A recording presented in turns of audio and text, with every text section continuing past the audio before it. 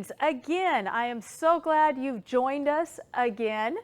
I'm guessing you have seen some of our previous plant-based vegan recipes.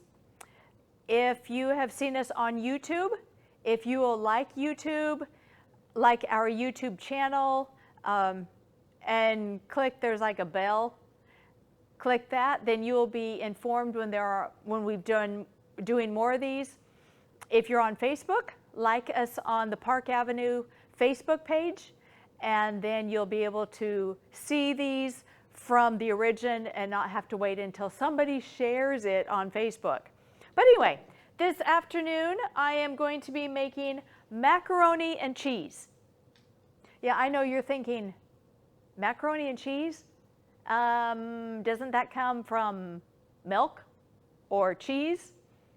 Well, normally yes, but this is a very simple, non-dairy recipe for macaroni and cheese that I can pretty much guarantee your kids are going to love.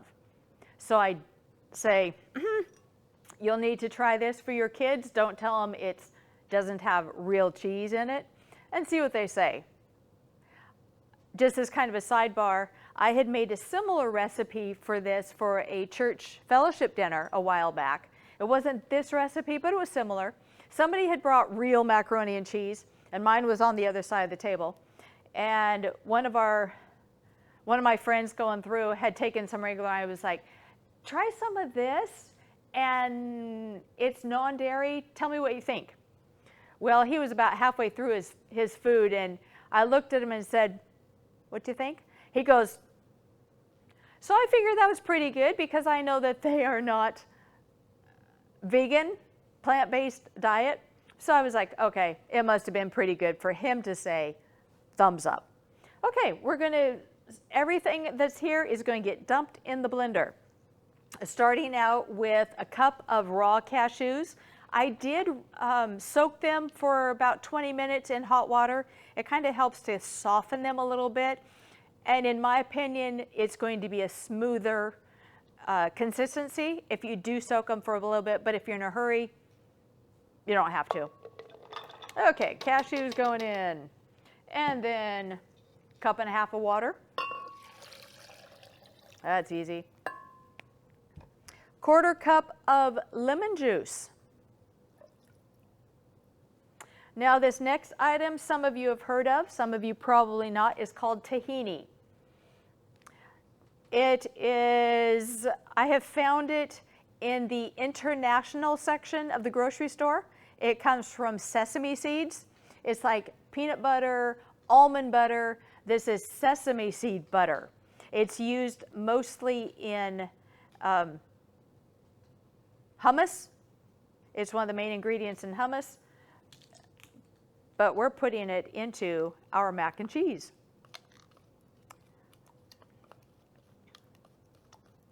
Scrape it in.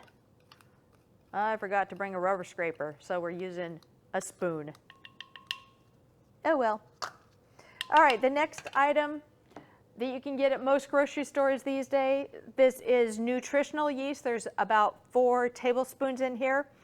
Nutritional yeast is great for all sorts of different seasoning. It does have a little bit of a cheese flavor, so that will help this have a little bit more of a cheesy consistency, cheesy flavor.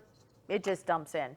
In here we've got onion powder, garlic powder, and salt.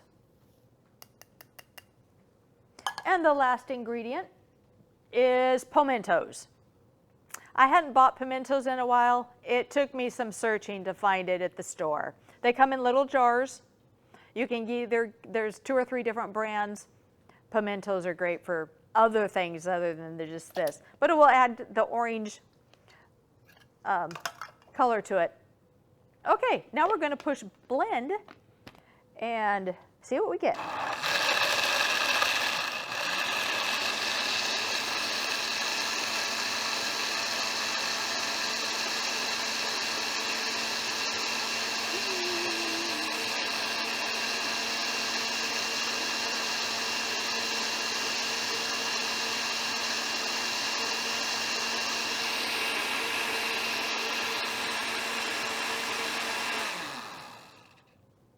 right, there we go. The other seasoning is turmeric. It also adds a yellowish and a good flavor. So now we're going to get the pasta that's still cooking. You could use most any type of pasta. I did buy macaroni for this. Drain the pasta without losing part of it.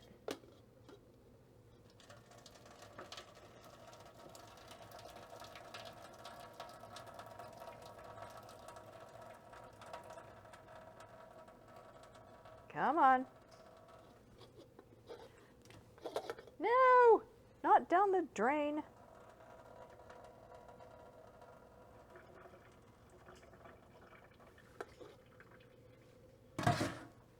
All right.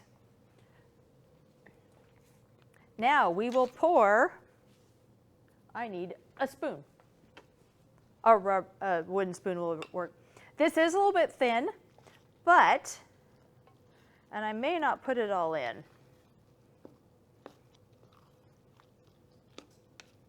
Well, maybe I will. As it gets hot, because it has cashews in it, as it gets hot, it does thicken. So don't go, oh, it's watery. Well, yes, but the cashews will thicken this. Cashews work great for thickening other things. It is recommended once you have, if you had cooked a little bit more pasta, so that I could use all of this, but I didn't. I didn't measure it. To put this into a baking dish and then put it in the oven for about 30, 40 minutes. It will get it good and hot. The sauce will mix through with the pasta, and it will also thicken it. So when it's all done, it will be more like macaroni and cheese. And then you can season it. You can, if you put, want to put something else, herbs of some sort on top to make it pretty.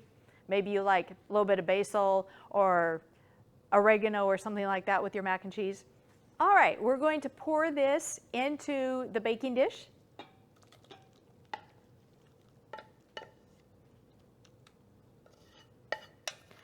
And put it in the oven for about 30, 40 minutes. And stay with us, because we'll let you see the final product. Well, the macaroni and cheese has been in the oven for about 40, 45 minutes, and we are ready to take it out and let you see what it looks like now that it's done.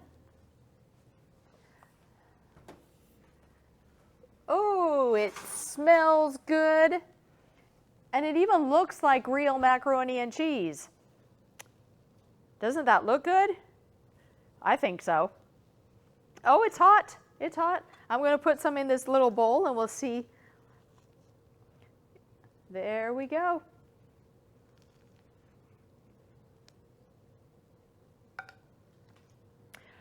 Non-dairy macaroni and cheese that I'm pretty sure even your kids will like.